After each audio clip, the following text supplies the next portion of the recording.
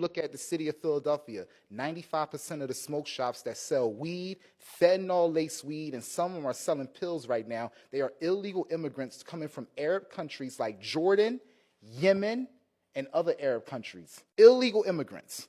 They are not documented, they are not legal, they are not paying taxes. You have a smoke shop on Germantown Avenue in Shelton right now that is clocking $10,000 a day, tax-free, off illegal goods that we have been incarcerated for decades and still get incarcerated for selling. But because they can come here illegally, open up a business and sell these goods, our public officials, who are 99% Democrat, says we do not care. We're going to lock you up if you sell it, but we won't lock them up. We'll continue to let them operate their business, and we're going to create laws that says iced out so they can't get sent back to their country.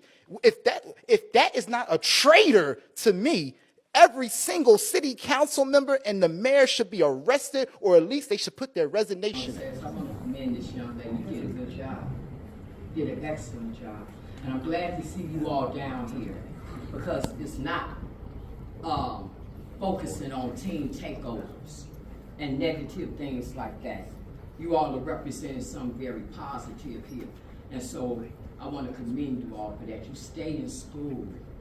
No matter what, stay in school. I know the school system sucks in a lot of ways, but it's the best that we got. So you use it as best as you can. You did a good job. Now, with that being said, this committee right here, that's housing and real estate, I want y'all to understand, they're not advocating for nothing for you all, not for black kids. They got y'all in here talking about housing and all this and that. Do you all understand that this same committee, and particularly that middle row, where it's Haddon, Clay, Fuentes, and Rosanna Sanchez was right there. She got up and left because she don't want to hear us talk. She don't want us to tell you all that they taken all the money and giving it to illegal immigrants. You all better understand that. They took all the money and gave it to illegal immigrants. They're not building no housing for y'all. Not at all. Everything that they talking about doing, they doing it for illegal immigrants. Let me tell you something. We're in these meetings all the time.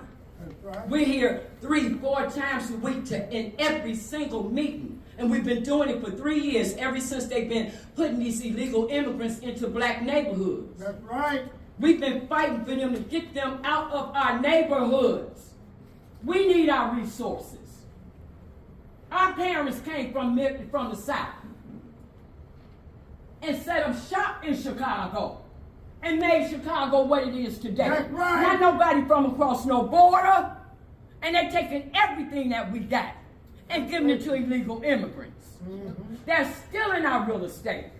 They're stealing and telling y'all about how you can get affordable housing with vouchers and stuff. No, y'all want to own property. You don't want no voucher. You don't want to be on welfare.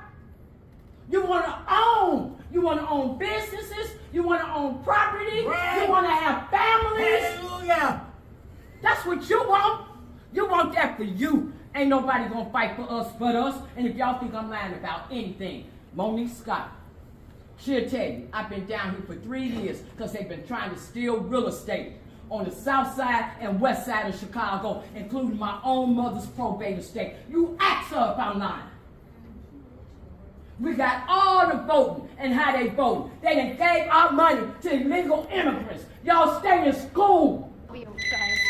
America, f it. Strong words from the wife of the... The real criminals in this case is not this guy and his wife.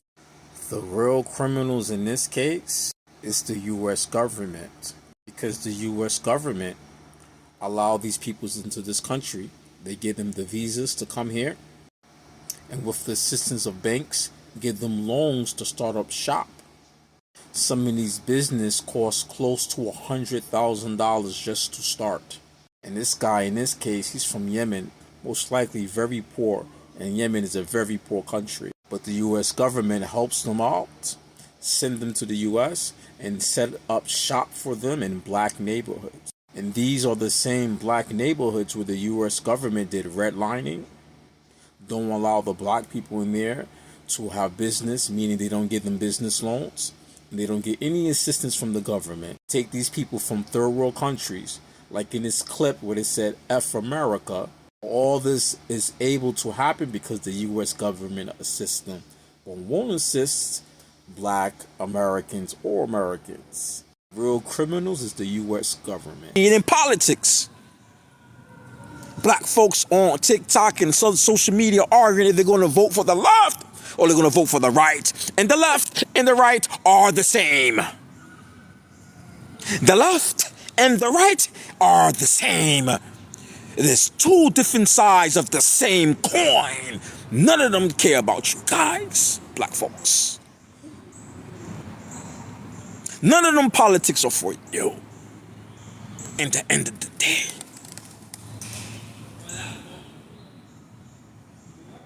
And we're fighting and arguing with each other over Democrats and Republicans. It's craziness. The dysfunction, we can see it in our community while we are delayed politically. We are politically delayed in this country. Maturation, developmental delays. This is what they call it in psychology related to children who have these type of issues I was mentioning and much more. Right? Maturation, developmental delays. That's the word right there. It's popped up in my head. And we can see this in the black community collectively. That when it comes, we have these delays, the politically, developmental delays, politically, economically, and morally. Then you have a black folk will say, well, look, so-and-so is wealthy and rich. Oh, my grandfather or my mother or my father is rich and wealthy and did this. Your family member, as an individual, don't represent us collectively as a community. Eurocentric thinking. Eurocentric thinking. Individualism. We have to look at each other collectively as a community. And we're not doing well collectively, even though there's some individuals in our community who are doing well, but they don't represent the overall in our community. Jay-Z doesn't represent the overall in the black community. LeBron James don't represent the overall in the black community. A rich black entrepreneur don't represent the overall in the black community. Mass incarceration has not only targeted black communities and emptied it of its intellectual capital, it's also done something else that people often don't talk about. And that is, it has reduced competition in the labor market by removing black people from it. More than any other group, black people have felt the weight and impact of mass incarceration that began in the 1970s. We make up more than 40% of the current prison population, despite being less than 15% of the U.S. population. At any given time, 12% of all young black men between the ages of 25 and 29 are locked up, compared to 2% of white men in the same age group. And about 30% of black men are under some form of correctional control, probation, pretrial release, or criminal supervision. How do you think that affects black people's prospects and participation in the job market? I'll tell you how. Negatively. Prison is no longer a rare event for black men. It's the norm. And if you don't believe me, go to your local courthouse and watch the steady stream of black people that go in and out of the machinery of the criminal justice system. You'll see that the vast majority of the cases that will be heard will involve a black person. There are 1.5 million black men missing from the workforce, and they are missing mainly because of mass incarceration and early death. This means that 1 in every 6 black men is absent from the economy during the prime of their earning years. This has 2 horrific outcomes. The first is that it means that poverty and the collateral consequences that stem from it will continue to thrive in black communities. But it also means that those other groups that mass incarceration does not target, they don't have to compete against black people in the job market. It makes them winners.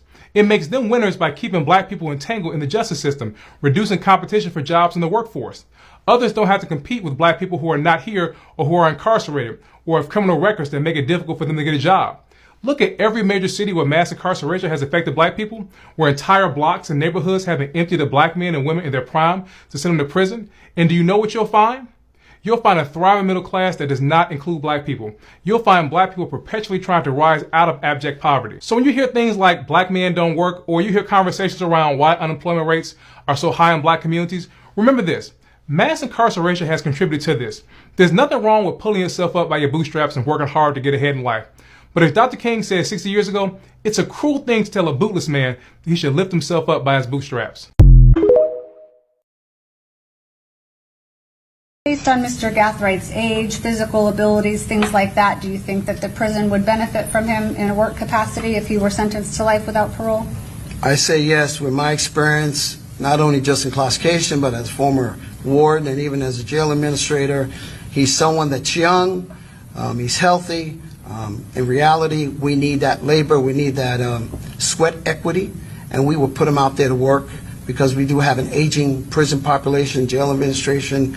We have that, so we put these young individuals to work and get some sweat equity out of them since they are young and actually can do the work. And I know we talk about life without parole and death row, but for our jurors' education, in Florida, what does a life sentence without parole mean? A life sentence in the Florida Department of Corrections means from the minute they're brought in, they're assigned an inmate number. He will be assigned an inmate number, and when he dies and leaves in a body bag, he will still have that inmate number. An inmate serving life will never ever get out. There is no parole in the state of Florida, and they're not ever allowed outside the razor wire and the fence of a secured facility. So the only way that an inmate serving life without parole would leave is when they die by natural causes.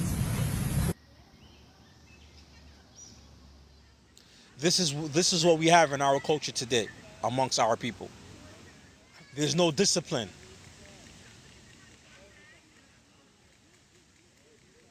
And I mean here discipline, I mean here the both meanings of discipline. Don't have structure and don't have a discipline. Meaning a code of ethics. A code of ethics is a free-for-all in our community. Sexually, it's a free-for-all.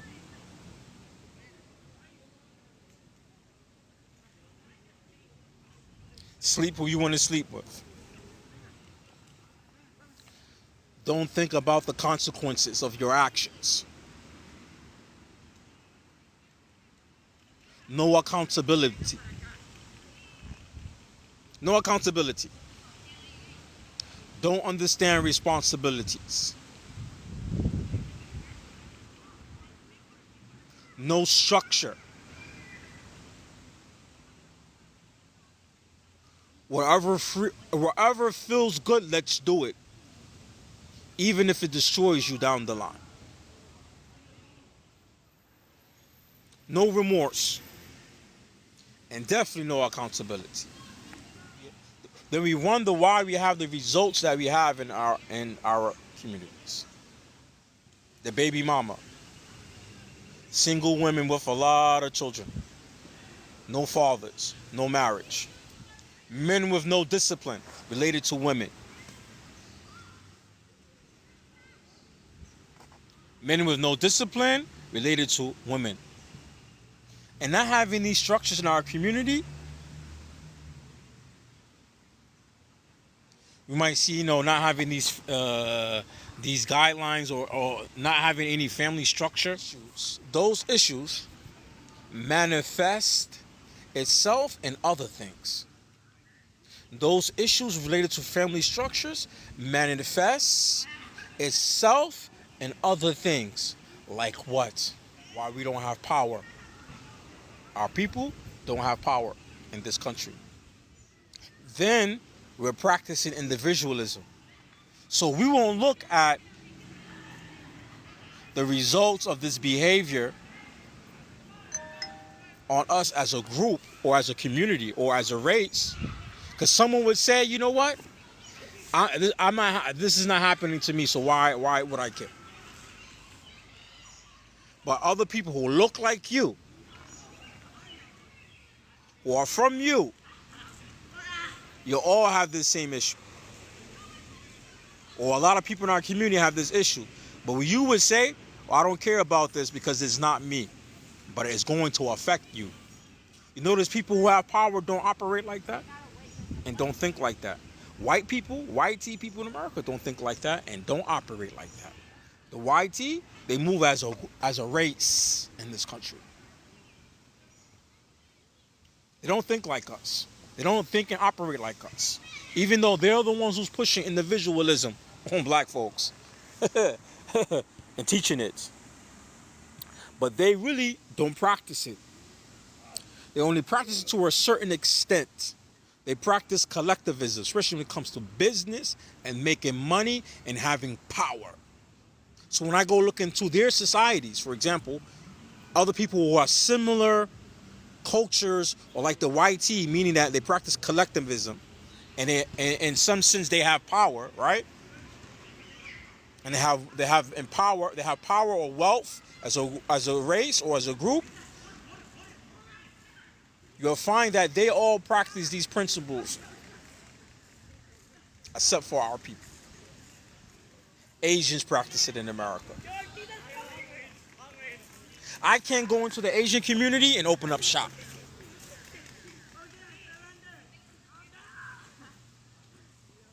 I can't go in the Asian community, open up a Chinese restaurant as a black man. I can't go to the Asian community and open up any business there. I can't go in their stores and offer my services to them. They buy and sell with their own people. But when I look into their community, do they have family structure issues? No, they don't have family structure issues. They don't have a whole community flooded with single female household or single mothers. Single female household with children. They don't have the high stats for that. People have power now. Let's go look in their community. Do they have the broken up homes? Everybody, the man and the woman know their roles. And they're taught this from a young age.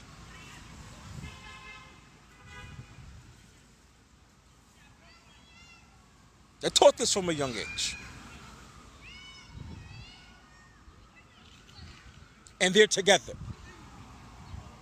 That's why I gave the example. I can't go in the Asian community to open up shop. I can't go in the white community to open up shop. So when we look at the gender wars between the black community and the dysfunction in our community, I'm telling you, because of this, it's going to affect other things, but we practice individualism and we have a closed mind. We can't see that. All those issues, it's like this. It's like this. If I have reading problems, if a person has reading problems, if somebody has reading problems, right? And this is also part of psychology. It's part of psychology. If somebody have reading problems, and this falls in psychology, also human development psychology and child psychology, right? If a person has reading problems and can't read, is he not going to suffer when it comes to adults? How he makes money? One issue causes other issues. One issue causes multiple other issues. Then they talk about development delays and child psychology, right? So in development delays, why is something talked about and studied and looked at related to children? Because those developmental delays cause issues for the child. You will see most of the effects of it on the child once he becomes adults. And how he will interact with the society and people in society. So they talk about these issues. What causes developmental delays in psychology for a child? Or say, okay, does he have enough food in his house? Being poor, that causes developmental delays because the children's not getting nutrition. How that's going to affect him? What's going to affect that child once he becomes an adult? He or she has a disability, not able to read, right? Not able to read. is going to cause them some type of issue when they become an adult, when they have to go into society and work now. Right? In psychology, look at all these things. All these things is a topic they talk about. Children who have developmental delays or have attachment issues, right? Development delays and attachment issues. They said the one who has the attachment issues, once he grows up as an adult, he or she grows up adult, they're going to have problems having relationships with people in the society.